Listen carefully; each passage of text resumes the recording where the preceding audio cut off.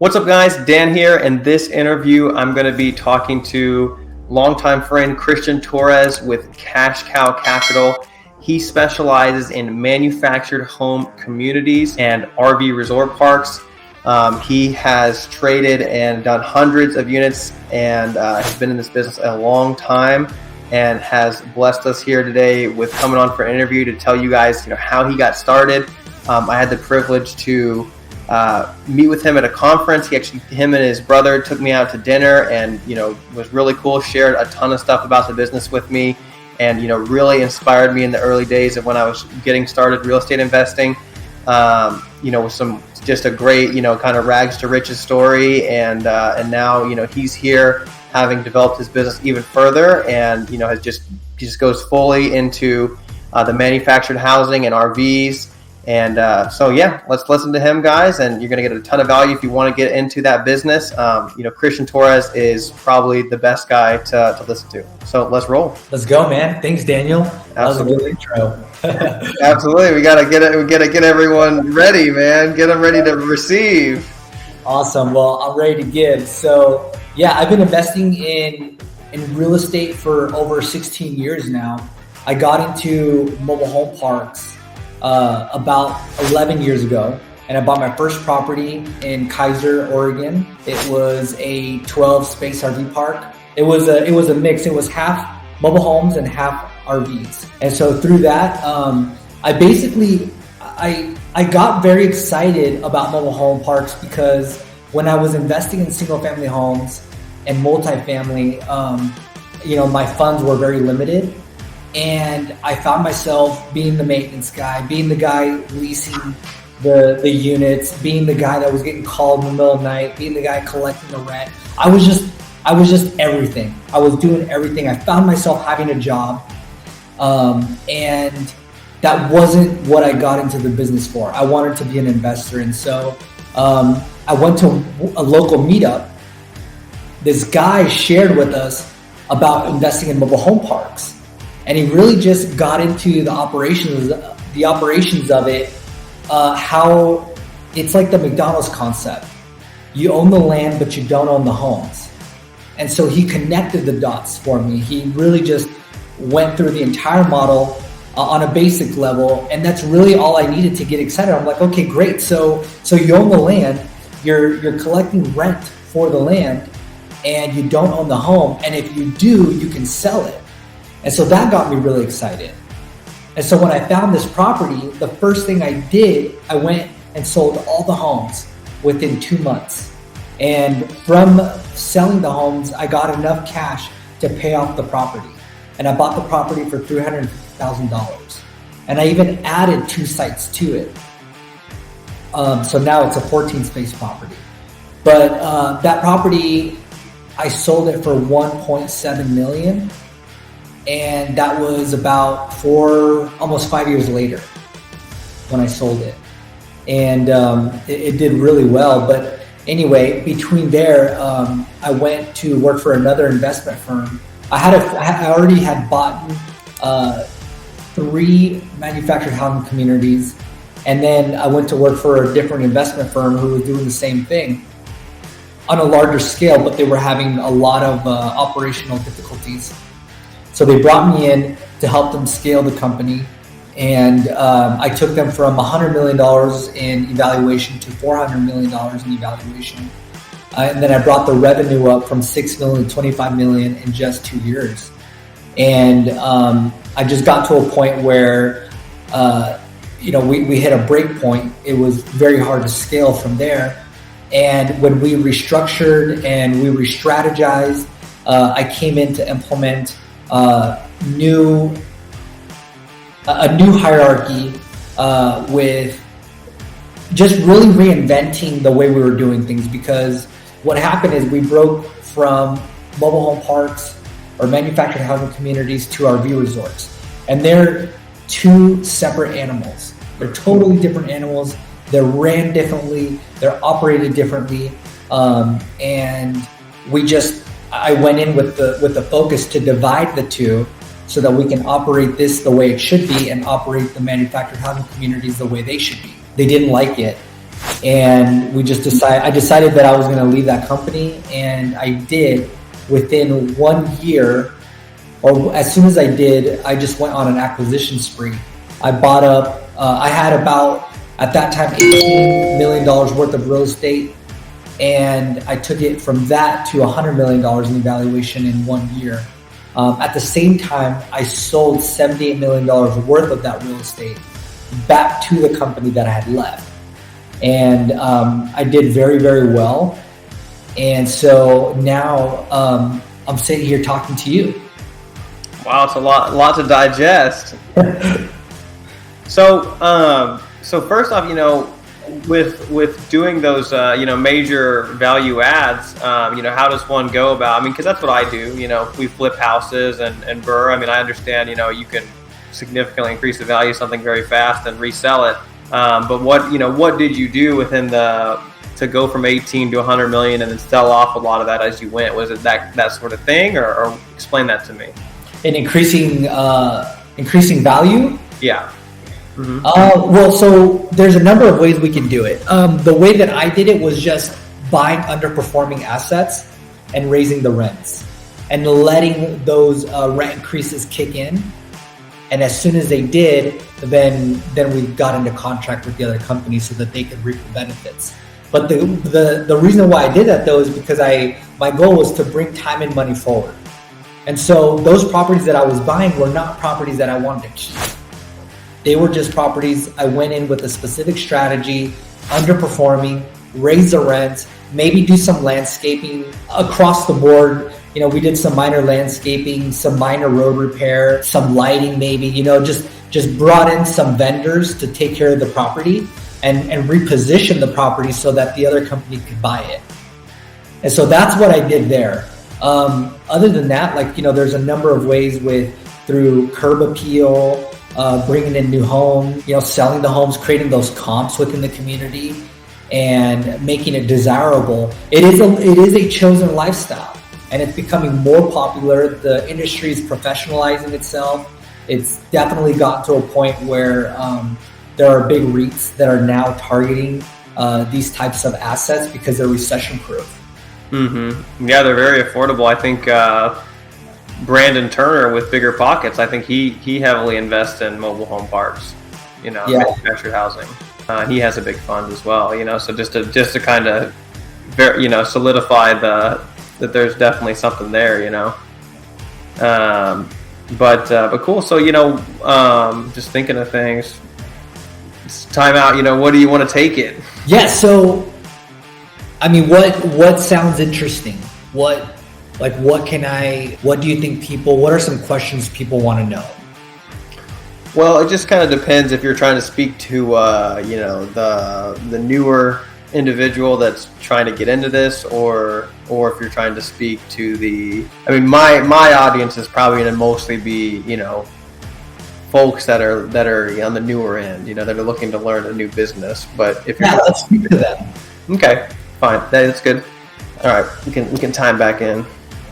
So with doing those value add and kind of go back to the aspect of you talked about owning the land and not the homes. How does that work? Because generally you own the whole property with a real estate investment, but how is it different to where you can actually just own the sites and not the homes on the sites? Yeah, so each home has a title, and so that title is owned by the person that lives there, and so they have to pay the taxes on that home. And so all we do is collect a space rent and give them the site. We give them the utilities to hook up into, and from there they have to be in compliance with the rules and regulations of each community. So they have to maintain a clean site, a clean space, a certain amount of cars. If they have space for more, they can have more, but then we charge for the third vehicle. If they have an RV or a boat that they want to park on site, or maybe specific properties have a storage area out back where they can also rent. So it's really accommodating them from a different level in terms of not owning the homes if they were to move out, we could either buy the home from them and then retitle them to us, and then we sell it. And there's a number. So one of the things that I focus on is 3 streams of revenue per site: site rent, home sales, and seller financing on these homes. And so if you can cultivate those 3, that's where you really see your profit margins go up. And how does one go about, so like you have these, like if somebody's renting your site, do they have like a lease, like, like a 1-year lease or month-to-month lease, or, because if you want to kind of gentrify or improve the area, you have to obviously move maybe distressed assets out and new homes in. How does that work? Yeah, so I became a dealer, so I can buy homes from the factory. And if somebody moves out and the home is still in decent condition, I'll either resell it to somebody that's going to just move back in, or I'll sell it to an investor, somebody that wants to fix it and flip it, or I'll sell it to a family that they want to actually remodel it themselves. If the home is to the point where I wouldn't invest any money into it, and neither would anyone else, then I would just demo it, get it out of there, clean up the site, prep it for a new home, order a home, bring it in, set it up, and then sell that home. And generally, you're doing this like, as people turn over, as they move. Well, and a lot of people don't really, the turnover is very low. Sure. It's very low. And the most important part is when you buy a property, have a vision for the property. Don't overdo it, don't underdo it. Match that property, so meet it at where it's at. So like, for example, if the property is like it's a family property, there's no amenities, there's no clubhouse, maybe add something to it, maybe pay extra attention to the yards, like any common areas. But the value is making sure that everyone is aligned with the rules and regulations, everyone's in compliance, because the more that people are cleaning up, the more control you have with the dogs, the trash piling up, and then it just becomes more desirable for everyone else. And what I tell my tenants or my residents is I'm here to protect their asset. So if they're looking for a community where they can sell the house more than what they bought it for, then this is the community that's right for them. Because that's my job, is increase value. And the way we do it is by aligning our goals. And obviously it's all written in the rules and regulations and in the lease agreements. It's very crystal clear on what the requirements are to live in the community, how to stay in compliance.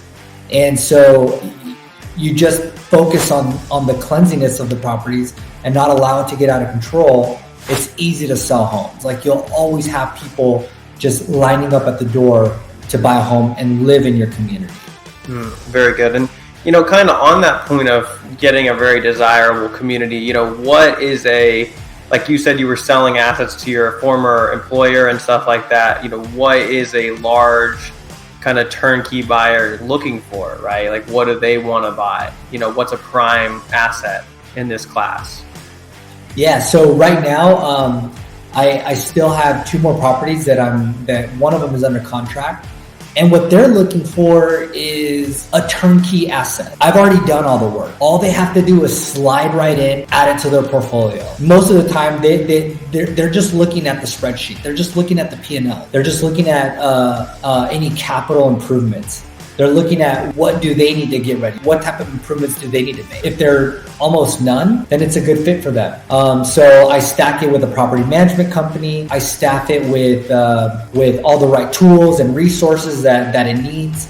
And if I can get a property where I can walk away for a few weeks and not have any issues come up, then I know that's what these guys are looking for. It's just a turnkey property. Yeah, because I had a guy approach me, a while ago, and he had like a 14 unit, property, and it was kind of in the middle of nowhere. And he was from Las Vegas and trying to sell it, but he had bought it, and I was looking at it. I'm like, I don't think he really knew what he was buying. You know what I mean? Like, he thought it was really desirable, and I don't think it really was. But for something like that, do you have like a buy box of sorts? So like, do you want things to be adjacent to certain metropolitan areas, or that sort of thing, like from a macro level, like if your property's out in the sticks, it's going to be harder to find people to live there, So I do not like properties. I don't like rural properties. So I make sure that they're in a great location. Their city services has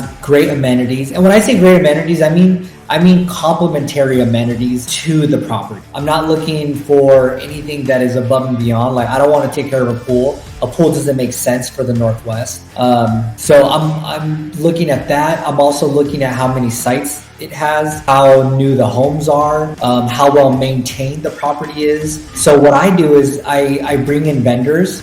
So I'll find an electrician, I'll find a plumber, a landscaper, road sweeping service. I'll find any types of vendors that I need, painters, roofers, and I just put them on a timeline. I put them on a schedule, and anytime the landscaper goes through there, he's looking out for trees, he's looking out for any wet spots. So really putting them to work. And if there are any wet spots in the ground, then he notifies me, and then I call the plumber.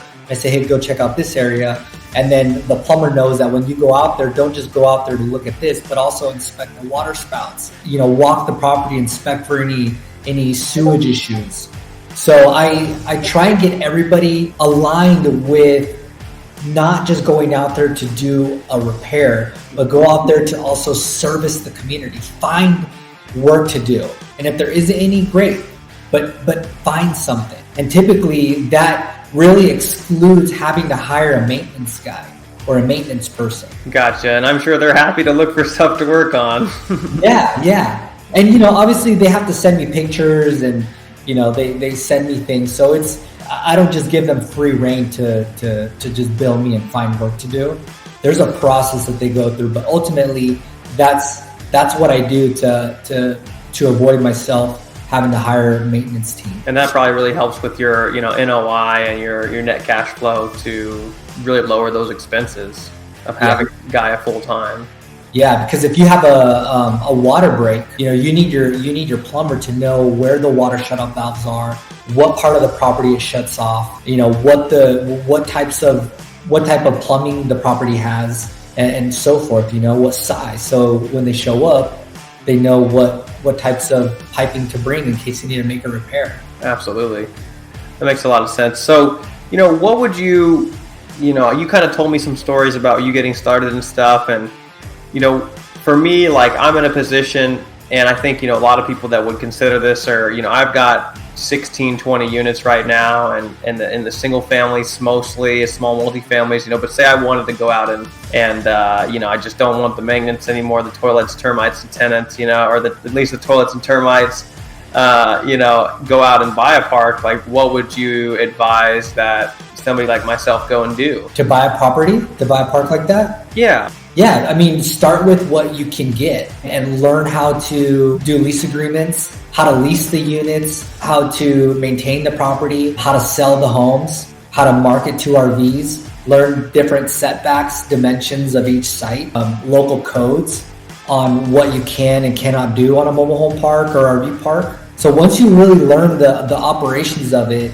then begin to cultivate more streams of revenue within that community. And if maybe you add a couple sites, maybe you start charging for extra vehicles. Maybe you bring in some storage sheds and then you rent those out because you're seeing a lot of garbage pile up, or not a lot of garbage, but you're seeing a lot of household items get piled up outside, and there's a need. And now you're able to service your residents. And they don't need to go anywhere else. Everything's on site. Once you learn that, then break into a large scale. Because once you've got that down, you can go and do that again on a much larger scale. No, that makes a lot of sense. Learn how to hire contractors, how to communicate with contractors, how to communicate with tenants, how to communicate with your residents, how to communicate with law enforcement. Even you may need them. You may need the sheriffs to come out and kick somebody out. And it's a different way to evict people from a mobile home park because it's personal property.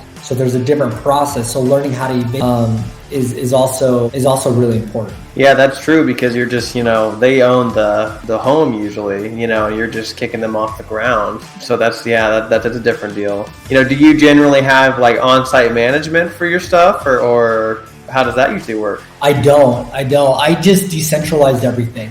Every month we had a process where the schedule is between the 1st and the 10th. We're just strictly collecting rent. So my property manager would go out and collect rent, make phone calls, send emails, text messages, knock on doors, get that rent. Also, we would create 10 different ways for our tenants to pay the rent. So we really worked on efficiency, maximizing those efforts so we could have one property manager handle more properties. Between the 10th and the 20th, we would just focus on occupancy. And then for the last portion of the month, we'd focus on compliance. Then in the meantime, it was just, title issues that we had to correct, or, some emergencies that may pop up.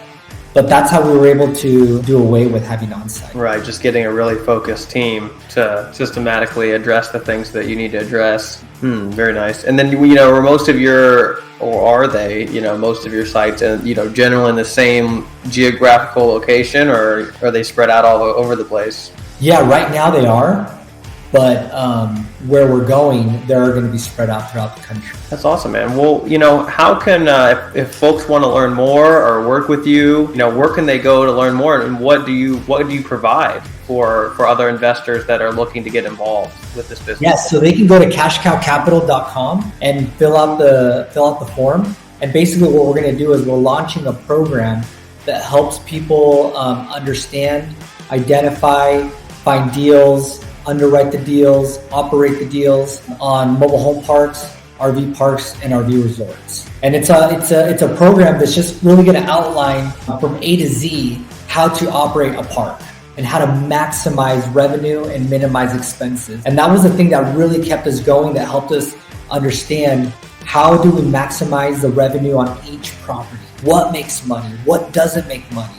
What's a waste of time? What's not a waste of time? What are things that don't matter? What are things that do matter? And so we outlined that in those courses. And then from there, we have another course called Cash Cow Business Mastery. And that's for people that just want to jump right in. Maybe they already understand the mobile home parks, RV resorts, RV parks, and they just want to get in and start investing with me, or they want to learn how to scale their portfolios. No, that makes a ton of sense. Cool. And then we're the Cash Cow Capital? Yeah, cashcowcapital.com. Awesome. I'll put that in the description if you guys want to go and check that out. Check him out. Chris, he's been around a long time and, knows what he's doing. He's told me a lot of stories about him in the trenches and, has dealt with a lot of parks and a lot of people, and, probably any and every situation that you could ever encounter, he's probably encountered and can help you with it. So check that out below, cashcowproperties.com or cashcowcapital.com rather. All right, guys. Well, thanks, Christian, for coming on, guys. If you want to go check him out, please go down below the link, cashcowcapital.com, and check out his programs and contact him. If you want to do anything with manufactured housing, RV parks, anything like that, guys, 16 years in real estate, 11 years in the business. He knows what he's doing. So go check him out below. Link in the description. Thank you, Christian, for coming on. I really appreciate it. You're welcome. My goal is just to help people not make the same mistakes I did and bring time and money forward and help them get to where they're going much faster. And that's the value that I'm going to provide. 100%. And one thing I'll add to that, is for me personally, I have spent tens of thousands of dollars on my own personal education, and especially in real estate. One wrong move can cost you a lot of money. So investing in that mentorship upfront is by and far worth it. I mean, just one deal with something that you invest in can pay for itself and more for years and decades to come. So I would definitely recommend, whether it's Christian's program, or anything you might be doing, definitely invest in education, before jumping into a whole new business. With that, guys, thank you so much for watching.